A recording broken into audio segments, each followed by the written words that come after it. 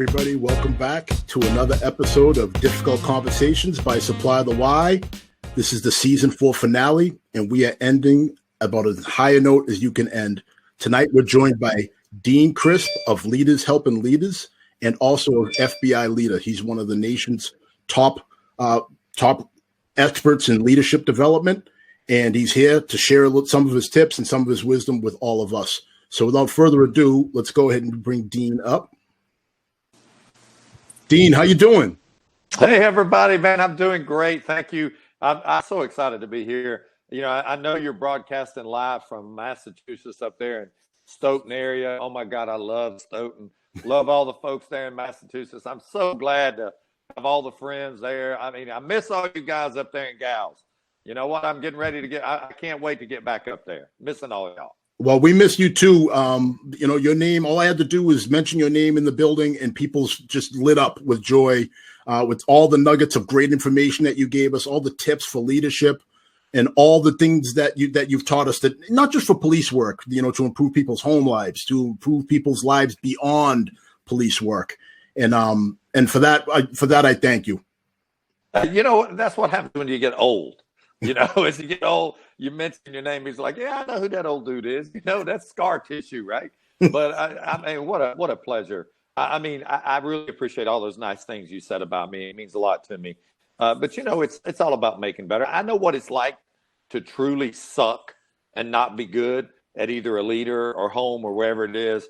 So I want to try to help people get the best they can be, man. I mean, that's what life's all about, isn't it? Like squeezing every moment out of life.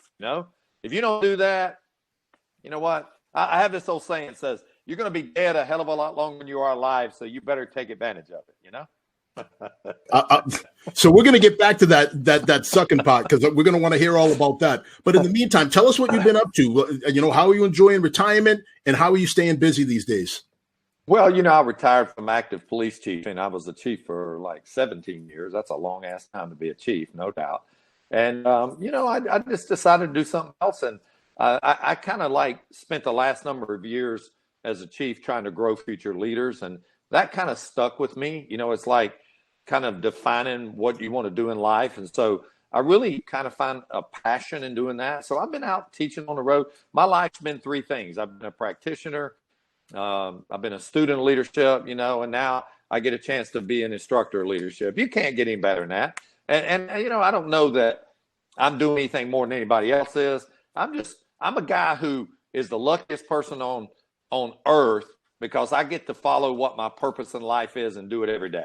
It just don't get any better than that. So that's me. I mean, that's what I've been doing. So that's about it. Just that's it, huh?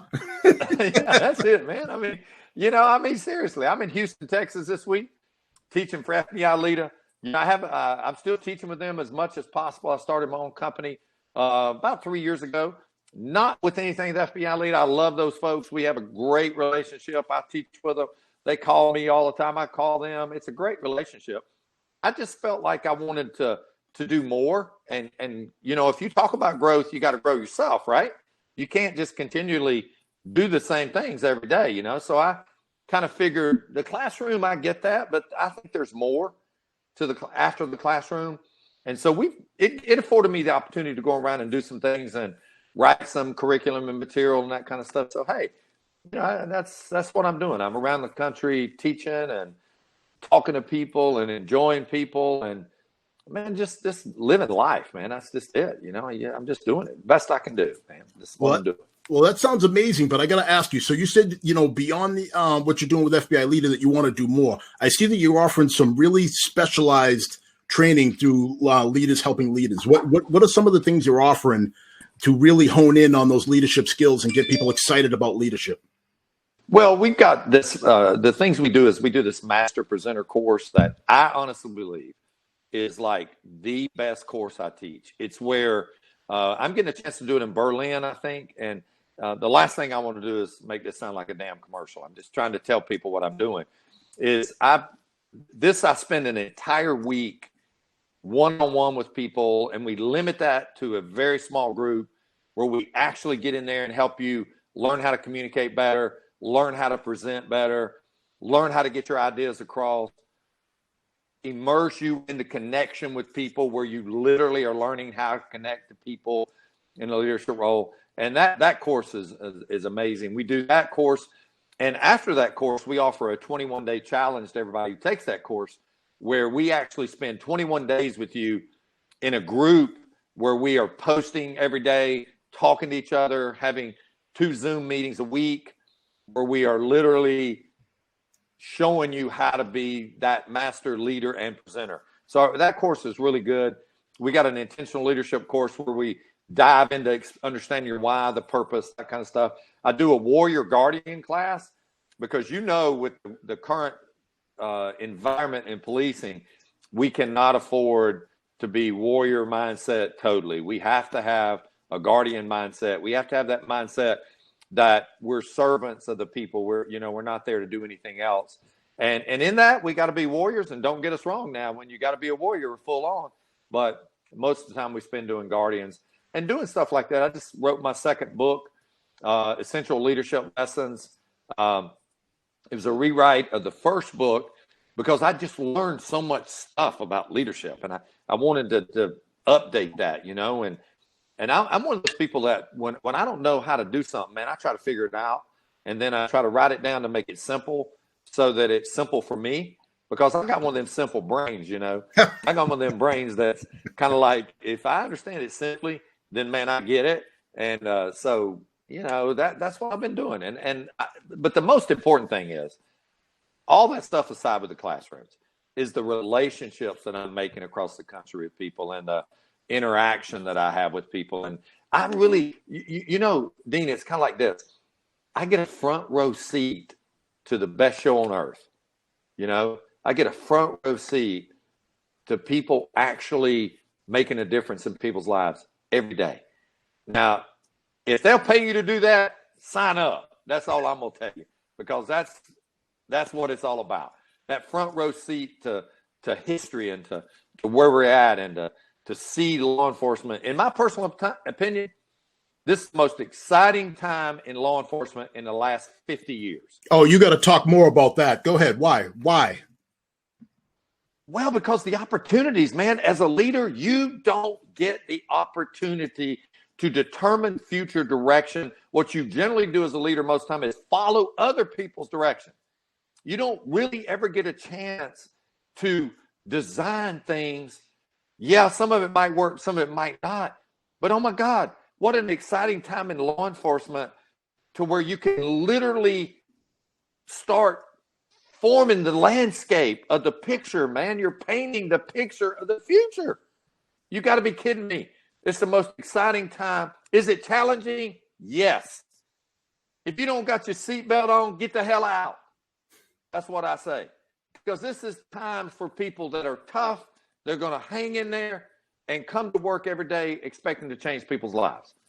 And to me, when are you ever going to get an opportunity to paint a picture that you get a part of? When are you going to get that chance? Most of us are following other people's lead. Well, Dean, this gives me a perfect opportunity. I'm going to devil's advocate you a little bit now. So you said this is the best time to be a leader in law enforcement. So what if I were to tell you that I am leader XYZ, and I say, well, that sounds good on paper, but I got people looking to transfer. I got people resigning. I got people that don't want to go out and do the job anymore. What would you say to those leaders about some of these very real and valid concerns that they have going on in their agencies? I get it. It's not easy. I'm going to tell you something right now, and I want everybody to understand this. Leadership is simple, but it's not easy. It's very complex. But you know what I tell you? Refocus your leadership. Refocus your mindset to understand that the days where they were, they're gone. We're never going to return to those days. Listen, I'm going to tell you something. And your listeners out there are going to look at me because, I'm old. So, I get this. In 1978, I came on, started in law enforcement, 78, 77. I was issued a damn slapjack and carried it for 10 years. Now, I heard that if you hit somebody with that, you knock them out. But I don't know if that's true. I'm just saying. That's shit I heard. It was a different time, Dean. It was a different time. Okay. but you actually could go out there and it was like you fought every day. You enjoyed the atmosphere of policing, but hell, that changed. We have to adjust to that. And then you come into the Rodney King thing, and then we get our stuff together, and we're like, all right, we got to fix that. And then you fast forward to another instant, then you fast forward, and then you fast forward. Listen, the world is changing literally before us every day. As a leader, you got to refocus. Now, here's what I'd say. Don't focus on the money. Don't focus on the benefits. Focus on the leadership servant mindset. If you're not in this to be a servant, find you something else to do. This is truly the time in law enforcement leadership where being a servant is tested every day in everything you do. Talk to me more about the servitude aspect. Well, I mean, you don't get in this. I understand the pay's good. Now, you guys in Massachusetts, when I say don't work on the pay, y'all get paid more than anybody in the country. Don't go there. I mean, let's be honest. Cost of living. Oh, my God. Cost of living's crazy up there. Oh, my God. You got a poor cop in the South down here where I live. Man, we're making, $40,000, $50,000 a year start pay. You guys are six-figuring it all day long in Massachusetts. Dean, you can't buy a pile of sticks up here for less than $250,000. $250, dude. Where I live, you can't buy 1,000 square foot house for $300,000. I get it, but up there, I'm not fighting it. You guys deserve it. Okay, I'm not fighting that y'all get paid. Listen, we should all get paid like you get paid. But the point is, ask yourself this as a leader. So, are my people more focused on what we're trying to do as leaders and try to provide service to the community, or are we more focused on our pension and our second jobs? You just got to keep it real, right? This is tough conversation. Right? This is what we do, difficult conversations. This is gut check time for all of us in leadership. This is when we put our leadership into focus, and guys that are going to leave, wish them well, move them forward. But if it wasn't this time, when was it going to be? So for me, we're seeing a lot of people cut and run, but you can't win a baseball game on who got traded and who quit. You got to win with the players you got. And so we got to refocus what we do, man. We got to go back to the core of what police service is. And that's connecting communities, allowing people to live in civil order, allowing people to go to the grocery store free of being mugged or raped or robbed, and quality of life. That's what we got to refocus on, And listen, that's the difference between experience and wisdom. There's a lot of difference there. People who are experienced got good ideas and stuff, but people who have wisdom, they're the ones who see this is a great time to be in law enforcement. You don't ever get this opportunity again. This is like the playing field is changing right before us. What do you want, dude? You're a leader. This is part of the game. Seriously. All right. So that sounds all well and good. So I'm going to go back to Chief XYZ again. So I am Chief XYZ, Lieutenant ABC, whatever. But Dean, that sounds well and good. But how do I connect with these young kids? They don't speak our language. They don't have our work ethic. What would you say to me? Like, how am I supposed to get these kids to want to work and do the job the way we did? No, okay. All right. So let's be honest. It's not their work ethic. It's the leader's lack of ability to inspire, to connect to them with what works. Okay, so let's talk about work ethic. They will work. They're going to be a hardworking group, but they got to connect to what they do. They're not going to just come do it because you tell them to. There's two ways you lead. You either inspire people, or you manipulate them. When you manipulate them, it becomes forced leadership, which creates a disconnection on a major level to anyone. So I'm not telling you that the workplace is inspired every day, but I'm telling you right now, as a leader, you ought to be providing. The number one thing is direction. The number two thing is inspiration on joining together, creating a synergy of understanding what our job is. I'd be willing to bet that 90% of the cops you would interview or talk to don't know why they're doing this job. They can't tell you. Now, they can come up with something, but in terms of really what their why is, they don't connect to that. This generation, you know what the biggest problem is, Dean? They're holding us accountable for our leadership. And we don't like that sometimes because they're forcing us to be better leaders. And we're like, do what I say to do. instead of, all right, I get it. You don't understand. Let's figure out, but instead we go back to that old paternalistic thing. There's two mistakes we make in leadership. Number one is you remind people they get paid to do this. That's the biggest mistake you can ever make. Why? Because you put a dollar amount to the service that you deliver. Where does that fall short? How many police funerals you've been to? A few. Too damn many, right? Yeah. If you ever stood at the casket and say, he gets paid to do that shit?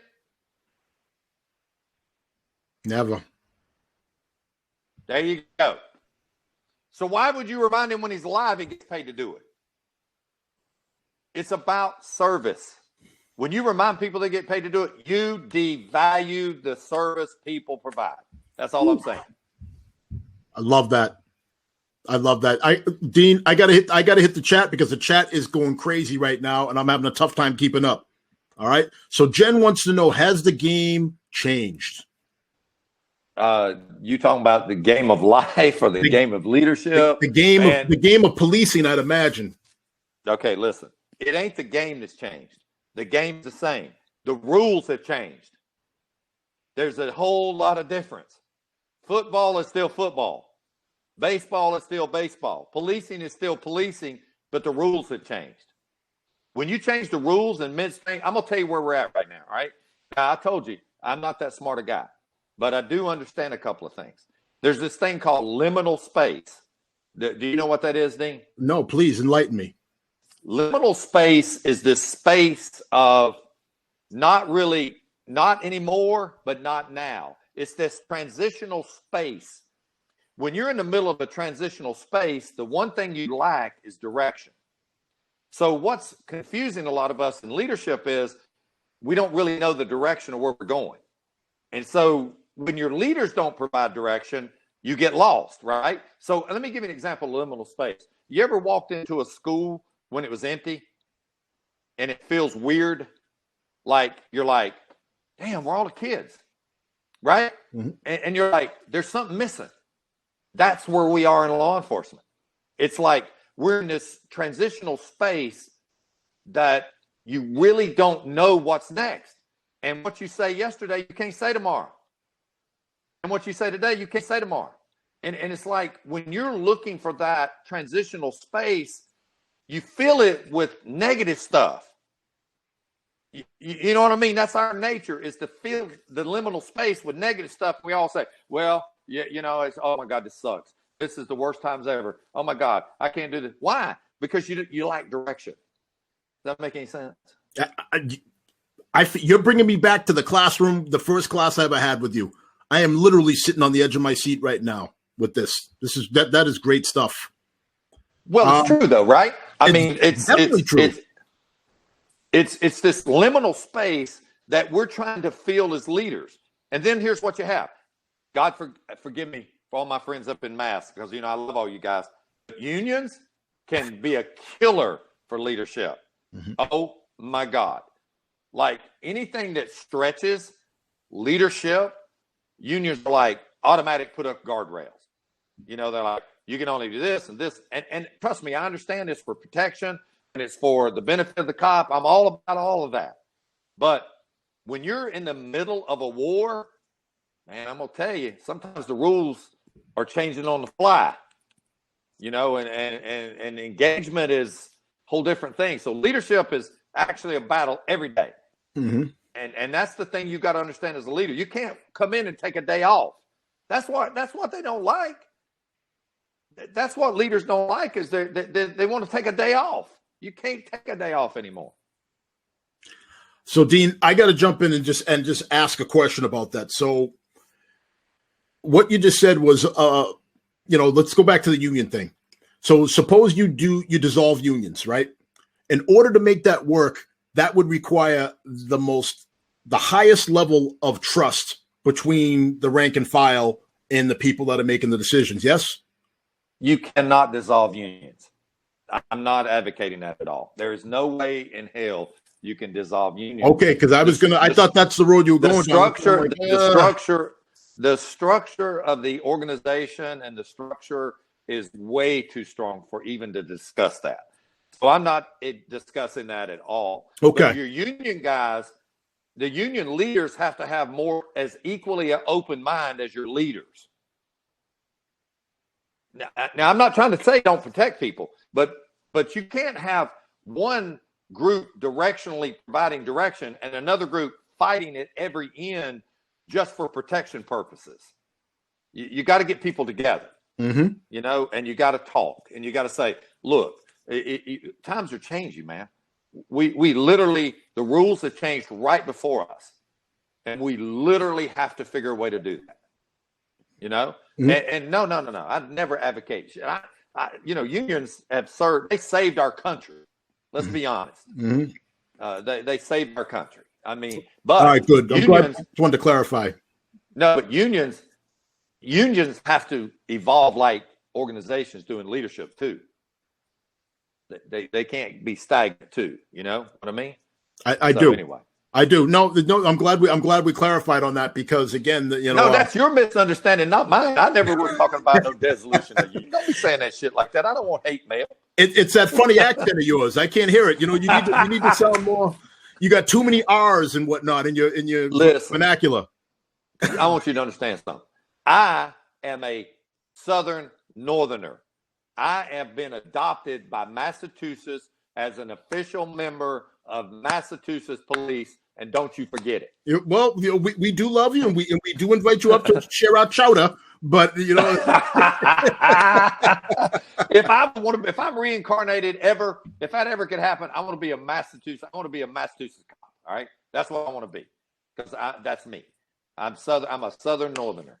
I love all these guys up there, man. They're just tremendous. I love them. I will say there's nothing like New England in the fall. So hit chat a little bit. So we have Jacob says, find your why and start with your why. Ed says, we try to put finite rules on infinite game. It's always changing and it never ends. Yet we don't. I'm digging. I'm digging Edward's comment right there. And all right, let's get into that. I'm sure that what he's referring to is Simon Sinek's book called Finite versus Infinite Game. I don't know if you read that book or not, but what that does is it says that leadership is an infinite game, but most people play it with a finite rules. And where he goes with that is he says that, and it's really a brilliant kind of way of looking at it. It's kind of like a baseball game is a finite game. It has a beginning, a middle, and an end.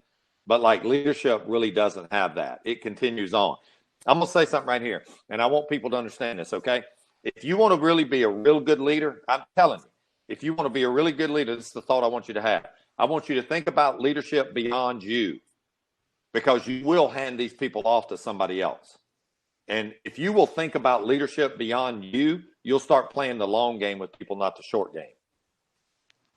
I love it.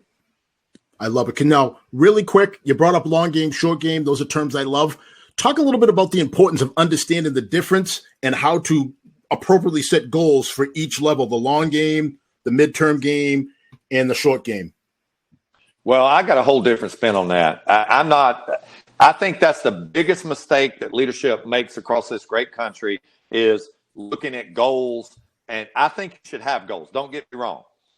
And you should set things, parameters where you want to go, and you should set expectations for people. But listen, I've learned a long time ago that one thing, you can never reach anything without the effort and commitment. So instead of focusing on the goals and the results, you should focus on what it takes to get there. Does that make sense? Mm-hmm. So it's like performance evaluations. You'll say to somebody, I want you to be really good, or I want you to get better, or I want you to get good at this. But you don't tell them how. And then all of a sudden a year comes up and you don't know if they met it or not. You don't even understand how. In my opinion, we should focus more on the effort and commitment to get things done instead of the results of the goal orientation. My point is set it, but now focus on the individual effort to get there. Because that is measurable. Am I giving you my best effort? Am I committed to what I'm trying to do? When you combine those two, you get results. I love it. So from there, So Lorenzo says, "I got you, Dean. You are always welcome up here." That's what I'm talking about. All right, Me and him we'll go to the Dunkin' Donuts. You know what I mean?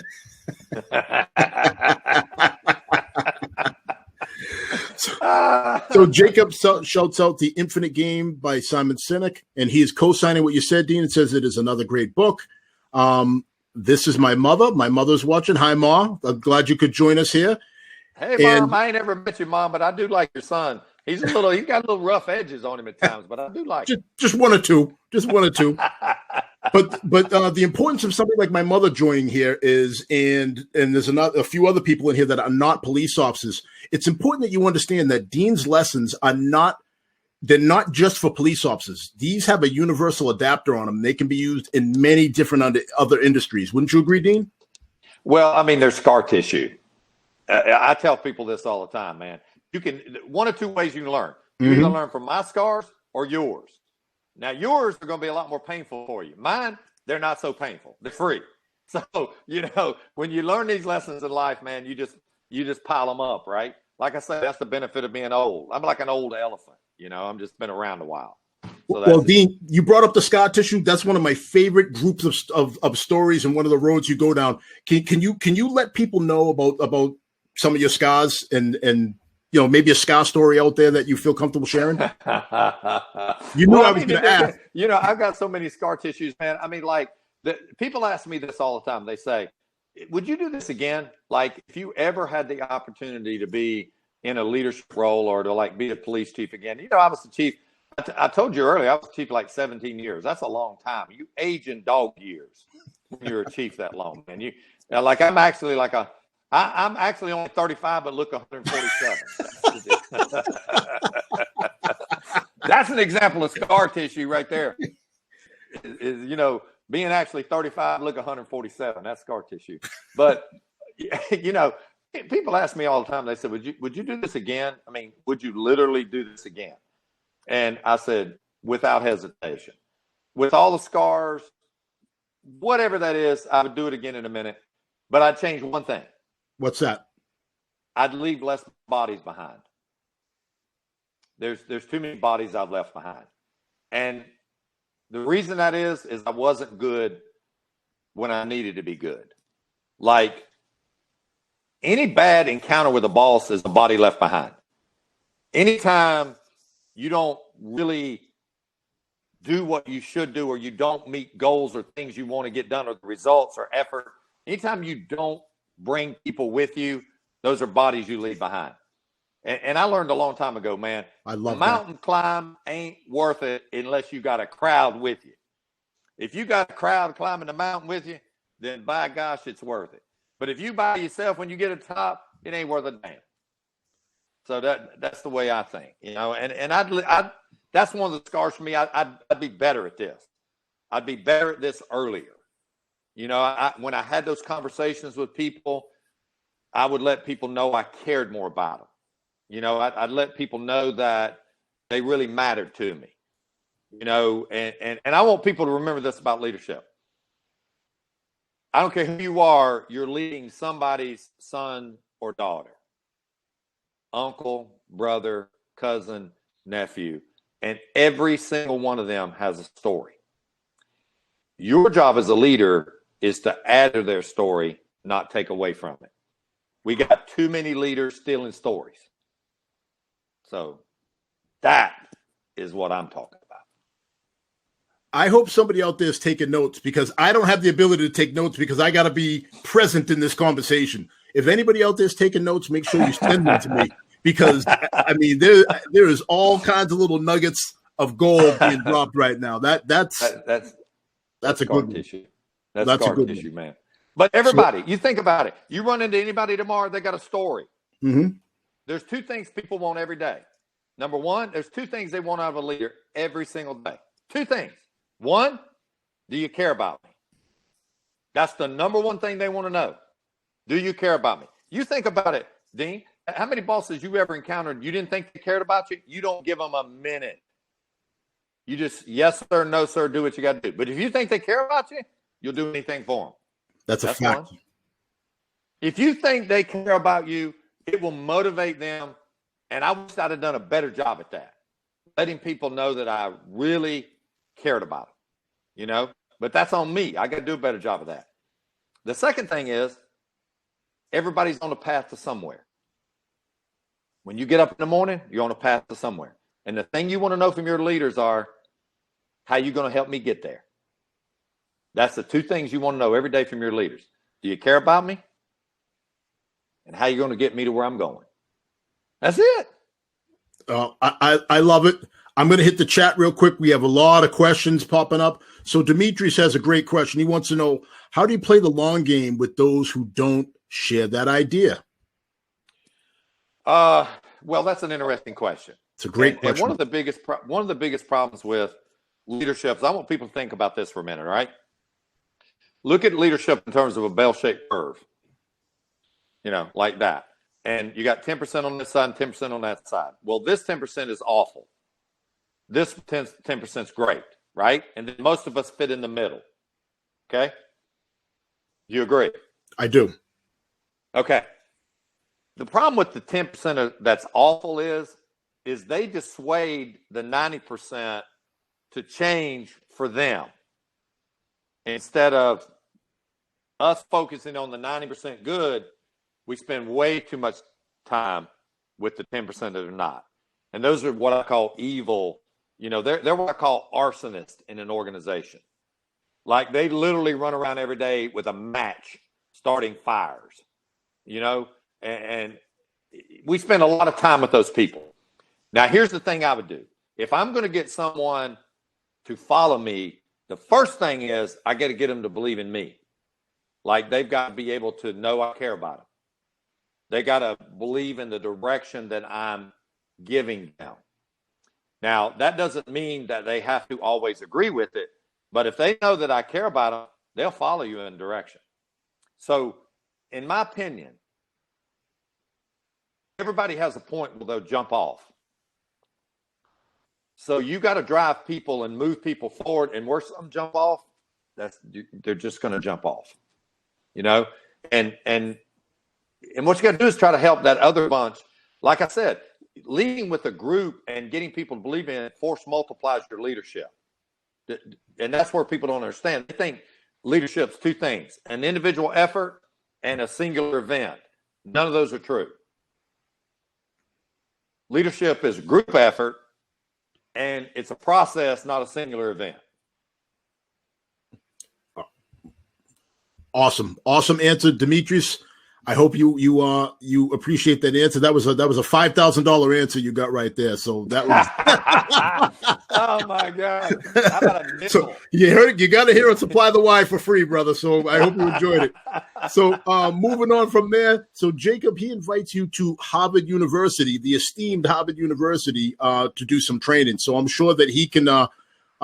Jacob, I will help you collaborate and set something up with Dean. I'll connect you on LinkedIn, and then you can and set something up over there if you're interested in coming back to Boston, Dean, for that. Hey, listen, I've already been to Harvard, not of the North, but the Harvard of the South, my community college. That was the Harvard of the South down here. So I would appreciate going to the Harvard of the North. Hey, can I get a free T-shirt when I come up there? Because you know how that is. Jacob, I think you can make that happen. You know, I'll talk to you about negotiation strategies. We're done here. You know, when I graduated high school, I had 261 people in my class, right? Mm-hmm. And I graduated 249. So what does that tell you? See, I'm tested. Go ahead. I said it tells you that sometimes it takes a little bit more to find yourself. I was in the very bottom third of my high school class too. And look at us now. No. This, you know what it tells me? It was 12 dumber than me. So I'm gonna tell you, that's what it tells me. So I'm the dumbest one. So when you have that mindset, the sky's the limit. So John says successful leadership should be measured by the agency's success after you're gone. All right, that's that whole legacy piece. That's a good point. Sean says it's a great conversation with another true leader in Dean. All right, so well, that's nice. A lot of love there. All right, preach on. Well, you know what? I want to make a point about it when he says measured by the agency when you leave. Mm-hmm. Listen, that's kind of like that's a tough one, because you could literally get a status quo leader or a leader that's not really up to the challenge, and they can move people backward really quick. And, so it is true, sustainable leadership through, your past you in terms of your legacy. But you got to remember that sometimes people can really sabotage your leadership after you leave, and they can do it really quickly. Yeah. And no I doubt. mean, they can do it really freaking quickly. It can go from a really good place to work to a shitty place to work like overnight.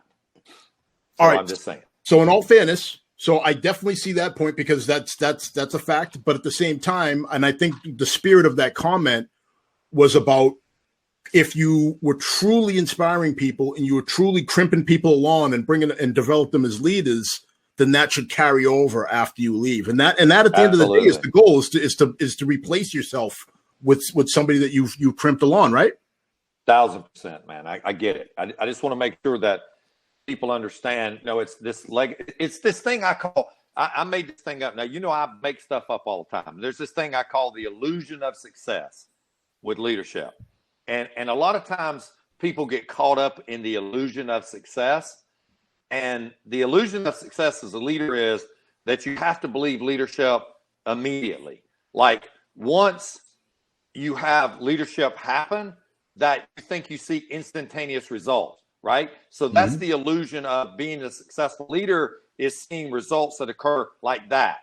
And sometimes we get caught up in that, and we don't really realize our impact until we're gone. And so the illusion of success, I would tell anybody, don't get caught up into worrying about seeing success right away as a leader. Leadership is truly a grind. Leadership's a grind. And when you do leadership as a grind, then you've got to be in for the long game. You follow me? So the illusion of success is looking at the short game, like I could have a difficult conversation with you and I expect you to be permanently cured. That is not going to happen. That is not going to happen. So don't get caught up in, I had one conversation, they're fixed. That ain't going to happen. Play the long game. So don't get caught up in the illusion of I have to see instantaneous results. I hear you. And I had a guy that I literally worked with that I thought literally did not like me. I mean, that was never in the game. They were in my out group. They were always fighting everything I was doing. And I thought, lost cause.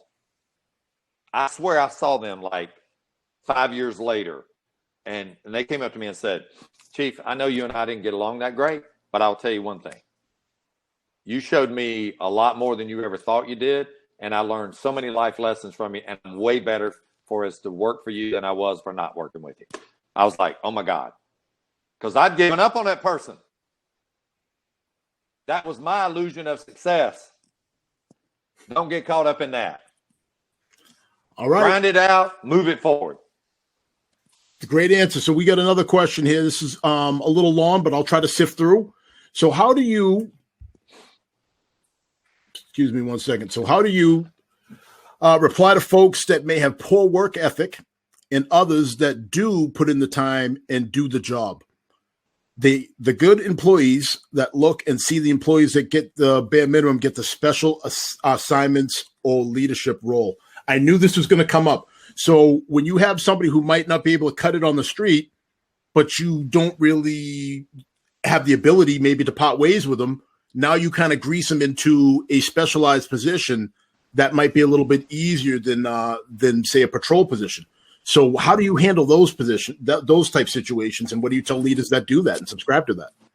Well, I mean, that anytime you're moving chess pieces around, you're going to have to make difficult decisions sometimes. And sometimes you move people for the benefit of the organization because it really, you can't be exposed in your critical areas. Does that make sense? Mm-hmm. And as a leader, sometimes it's like, you remember the kid, you play baseball, right, Dean?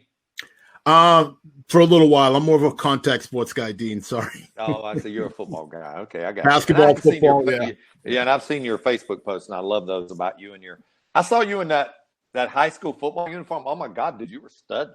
I mean, like you were looking good, man. So, about 80 pounds ago, Dean. well, I hear you, man. No kidding, right? So it's kind of like, to the people who are doing the job and the people who are working, the one thing leaders have to realize is you're never going, when you don't handle people that don't belong in positions and you don't handle conflict and you don't handle things that need to be done, it takes away from your leadership. I mean, it definitely takes away from their enthusiasm and your leadership. It's kind of like this fair and equity thing. Like, why do I do this if I'm only going to get this, and somebody who has less effort gets this? Why should I do that? That is a really hard question. So what I would say is that leaders are going to make decisions sometimes where they're going to minimize their risk. And it's like, we do that all the time in coaching too. Like, we got a kid, we don't want to cut them and we don't want to get rid of them, but we have to reward them sometime by giving them something that doesn't seem like they've earned for the benefit of the whole team. And that really sucks at times. It's like putting a kid that should be a right fielder because they can't play, and you move them to a good position somewhere else, and everybody gets mad because they're not that good. But sometimes you have to take, as a leader, you have to do that, because like where you guys come from, the unions are going to protect that person. And they're not going to let you, you know what I mean? It's just, you got to do what you got to do. You understand what I'm saying? Now, the problem is expecting people to like it, because there's no way to make chicken salad out of chicken shit. That's a fact. I'm going to come back on you, though. I got to come back on you. So it's what's best so I hear you. So from the global view, looking down at the organization, you feel it's what's best for the organization, right? Is that what you're saying? No, I don't know the situation. I'm just saying sometimes you got to do it. Right. That's what I'm saying. Like the person that's making that decision, they feel like they have to do it because they feel it's best for the organization. But people that are on the lower end, like I've been most of my time in this law enforcement game, I've been a patrolman. And I can tell you right now, it often has the opposite effect. It sends a horrible message to your go-to people, because now they're stuck, especially in smaller agencies when there's less opportunity for growth. If they see someone get greased into a position that maybe they didn't earn, that sends a horrible message to the people. Like, I come to work every day, I do the job, you have tough assignments, I jump up and take them, I do the extra, and this person just jumped ahead of me. So sometimes, I'm just telling you, there's a yin to that yang that needs to be considered for people that want to do that. And the only answer I have to that is that's an age-old problem everybody deals with, and there's no magic answer to it, because people are going to see that and they're going to be nastily impacted by it. But I will tell you how to mitigate it. And I'm not telling you how to fix it, because I don't think there is a fix for that. I'm going to be pissed. I mean, you're going to keep it real. I'm going to be mad as hell. But I will tell you this, that if leaders are authentic in their evaluation and explanation of that, then I can live with it. When they bullshit me, I can't take it. So all I tell you is, the more leaders are authentic in being truthful about what that is and about what's going on, then the more people accept it. But the more you try to bullshit them through, it's in the best interest of hey, sometimes I got to make tough decisions. Sometimes I'm going to move people. It's not going to be what you're going to like. But honestly, that's where we're at this point. It's hard as nails. There's no doubt about it. And remember, I hate to say this, but it's so true. When we sign up for these jobs, we don't raise our hand and say we're going to like everything all the time. We just wanted to be treated fair and honestly. And I'll tell you this much. If I take a leader being honest with me and authentic, I can take it. I can put my big boy pants on. But if I take one bullshitting me, and here's what kills you. Like in the promotional process, and this is what drives people nuts. It drives me nuts. It's like they will have this specialty assignment they'll create for this person. And then that'll be the only person in the universe that has those qualifications. And then they will make me act like I'm an idiot. They will be like, Well, don't you understand? They'll make the qualifications like being a damn dingleberry expert or some shit like that. And you'll be like, dude, just put the person in a position. Just be honest with me. I can take that bullshit. Don't make this something it isn't. So, in my opinion, the more straightforward and honest you are with people, and the more you tell them straightforward, the better chance you got of making that a better situation. But it ain't ever going to be good. And here we've come full circle. We're back to that proper communication piece that we started with. If you have that trust built up front and you've been communicating all along with the good and the bad, it makes this medicine a little bit more palatable. But when you don't have that communication piece, that's when you get these permanently fractured relationships. Yes? Yeah. And, communication is several ways. It's not just talking. I mean, there's communication in body language. There's communication in the culture of the organization. Mm-hmm. There's communication in the interaction, the way people treat the public. I mean, there's a lot of communication there. And people know when you're bullshitting them. I mean, you can, as a leader, I found this to be true.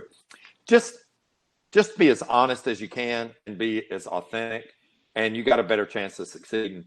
And it goes back to that communication thing. And here's what the problem is. You don't ever hear anything from the leaders. And when you don't hear anything, cops are notorious for making things up. And when they make them up, 99% of them is negative and never even hits the mark. And now you got another issue you're dealing with. You got an issue you're dealing with where people are making stuff up, rumors start flying, morale starts taking a hit. I mean, there's just all kinds of things in there, man. I mean, it's just best to be upfront to begin with, and then just let it play out. Right. Look, I mean, that's the way I would deal with it. Again, it's not going to be perfect, but I don't know a way to bullshit people and make them feel good about it. Well, I mean, that was a tough question.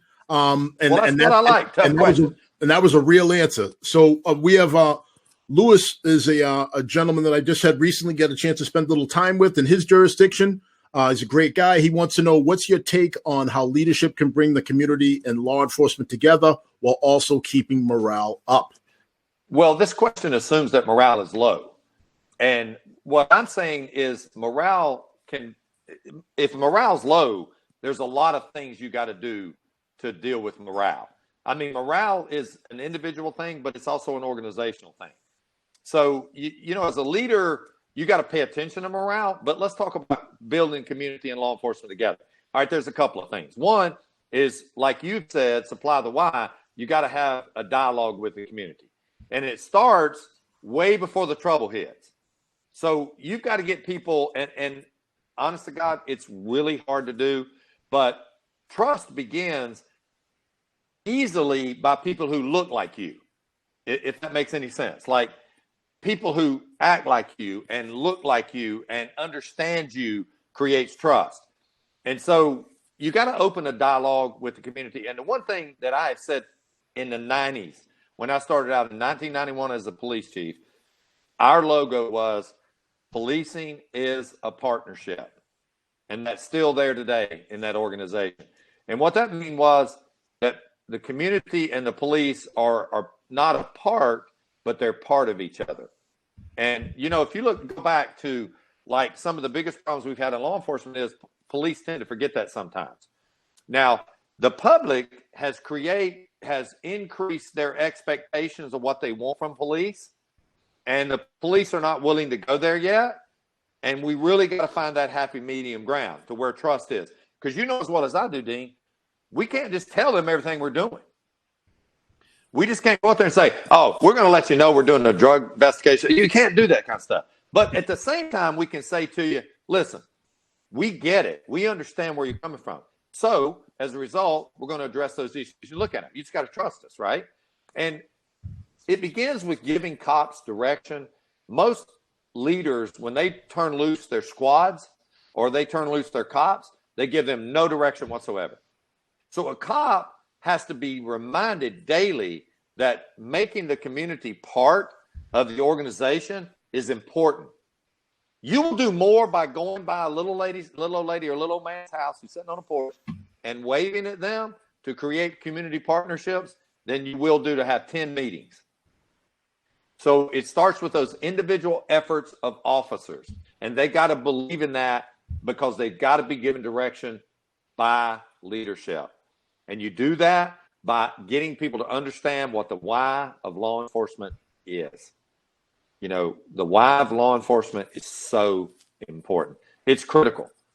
I love it. You look at cities now, and you remember that liminal space I was talking about earlier about where cops are in this transition phase? You know what our response is in this transition phase? Nothing.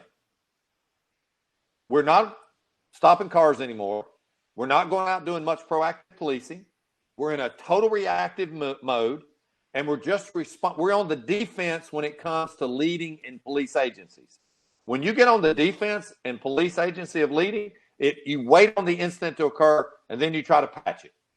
That is not the way we should be doing. We should be leading on the offense. We should be talking to these young cops and saying, get out of your squad car, get out there and engage the community, find partnerships, fix problems, and get out of those cars and talk to people. You know, so, hey. Well, Dean, let me respond to that. So as part of that is I've talked in past shows about, you know, there's three levels of survival that we as working police officers have to worry about. Of course, there is the physical survival, making it home at the end of your shift, right? That's been there since the beginning of this job. That's been the number one rule, make it home at the end of your shift. There's the emotional survival, which is dealing with all the built up trauma that we have from all the awful things that we see, hear, smell, occasionally even taste in this job. And now the third piece, which is relatively new, the last, 5-10 years or so, which is financial survival of this job, because police officers are getting sued more than ever. You have people, high-level athletes, calling for the end of qualified immunity.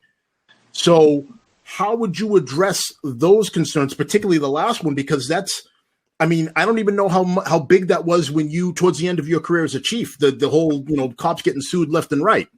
So what would you tell people that are worried about that that financial survival piece? Well, what I would say is that is one of the most difficult issues facing law enforcement right now, taking away qualified immunity. Because if you take away qualified immunity for cops, you change the game. And now every cop is going to have to provide their own attorney and provide their own financial resources to protect themselves from civil litigation. That is not a really good thing for policing. That's going to be terrible. Now, if you look at New York City, I understand they just passed a law, their city council did, that they would get rid of qualified immunity. And my understanding is that the mayor is going to sign that into effect. So I'm not sure that, but listen, you have to believe we got a Supreme Court that will never allow that to occur because they understand the severity of that. An officer has to be protected sometimes from good intentions, because if you don't allow officers to be protected to the performance of their job, this is not a perfect science. When it is not a perfect science and you're going to be making decisions based on a key thing called reasonableness, then you've got to give an officer protection, because we're not perfect and we're going to see things sometimes that are not there. But it doesn't mean you should open up the floodgates for me to put my entire life in jeopardy, in terms of financially or, professionally with qualified immunity. So my belief is that you can't prepare for what might occur when it comes to those kind of laws. So you have to just put as much effort as you can into preventing that from occurring. And if it does, then we are absolutely a game changer. Every police professional across this country is going to have to readdress the entire structure of their agency. Now, I don't know what's next in terms of providing that protection for cops, but I will tell you this, that they will have to provide it some way, or nobody will do this job. I was going to say, Dean, anybody who has a skill or anything else and has the ability to go do something else is definitely going to go do that. And I can tell you right now, you'd be talking about me in the past tense as well. If they get rid of qualified immunity, it's a total game changer. I just couldn't do that. I have people that depend on me, and I'm 45 years old. I couldn't. Well, let me tell you, over with a life savings at 45 years old. You know what I mean? But one of the reasons why that I do not believe that it is going to be enacted. Now, again, I don't have a magic ball and I don't have a crystal ball, but one of the reasons I believe it's not going to be enacted is because if they get rid of qualified immunity for police, then prosecutors are next, and then politicians are next. Politicians will never allow those laws to be enacted where they can be sued for making a law that they make. Does that make sense? Mm-hmm. And so when you look at that, there's no way. I just don't see it. I just personally, that is such a game changer. That would be like saying if tomorrow, 10 cities were completely blown up and we didn't have anything, what would we do? Well, I mean, that's a really catastrophic event. And I'm telling you right now, that would be such a catastrophic blow that we can't afford to. It's not going to happen, in my personal opinion. It's just not going to happen. And I don't. I mean, it would change us so philosophically that it would literally empty the police rolls like in the fastest way ever. It would just empty your police rolls. So, and I agree with you on that, Dean. Believe it or not, we've been on for 56 minutes, less than 56. We have 3 minutes left and change left. Dean, thank you so much for coming on. Tell us, let's end on something positive. What gets you out of bed in the morning? In about 90 seconds, tell us, what do you got that's exciting, that's new, that everybody can follow you on?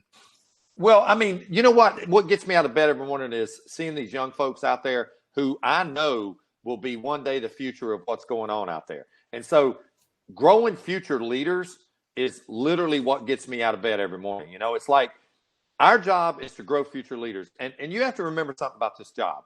You remember this, you only rent this job. You do not own it. You will give it back. The rent you pay are the leaders you create. That's your rent every day. The rent comes due. If you're not creating leaders, you ain't paying rent. You're living for free as a leader. You can't afford to live free as a leader. So what I would like to get everybody to understand is, listen, change people's lives, grow future leaders every day. Be the leader that you would want your son or daughter to work for. If you ever become the leader you would want your son and daughter to work for, you're going to hit the mark. So, with that, I got a lot going on. I'm teaching around the country. People can go to that LHLN, Leaders Helping Leaders Network. Contact Kelly Corbin, who's our Director of Business Development, our information folk. She does all of our Director of Operations. Man, just like that, here she is. There she is. I see that, right? I see her on the mark there. But just contact us. We'd love to come and do a class for you. I guarantee you they're life-changing. And we want to send the message that we're all in this together. And the better we get collectively, the better we are individually. And so we can't do this without other people. And leadership is absolutely a journey. It's not a destination. And the more you understand, life's about a journey, man. Just get on it, ride it, and don't waste it. You're going to be dead a lot longer than you are alive. Here's what I wanted to say on my tombstone. I wanted to say, he lived full, and he died completely empty. There was nothing left in him. He spent it all. Dean, that is how you end the show. Dean, really quick, tell us your social media platforms can you do it in about 35, 40 seconds? Yeah, LHLN.org. Yeah, LHLN.org. Go there. It'll take you to all of our sites. Join our network. We have a network of people that we try to tie people together and mentoring all across the great country. We try to get you with somebody that hook you up somewhere, or somebody you might know, or somebody you don't know. We try to do that mentoring thing. That's us. We think there's a lot more past the classroom. The classroom is only the beginning. Let us help on that journey. You help us. You help us create leaders across this country. And so join us on Leaders Helping Leaders Network. I want to thank Kelly for all the work that she's done and all the stuff that she's doing. Amazing. Couldn't do it without her. And I really do appreciate all you folks out there. Thank you for joining me, man. What a way to end the day. I taught all day, but I'd teach again. I'm going to find somewhere to teach. I'm going downstairs. I'm going to teach. I'm going to hold a class downstairs somewhere. Well, Dean, thank you so much. Everybody, what a way to end season 4 of Difficult Conversations by Supply the Why. We're going to take a little time off. We're going to revamp some things. We're going to get a little bit better. So when we launch season 5, we're not going away forever. I saw some comments. People think we're going away forever. We can't do that. There's way too many more of these conversations that need to happen. There's so many more people that I need to introduce you to, and there's so much more that we need to do out there. So again, thank you everybody for tuning in. Thank you for watching. If you like the show, please follow us on all your social media platforms down at the bottom of the screen there.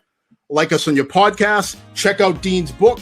Again, thank everybody so much. And if you like this episode, do yourselves and your friends a favor and share this with everybody in your social media networks.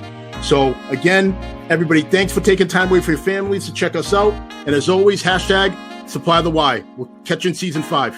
Good night. All right, man. Thank you.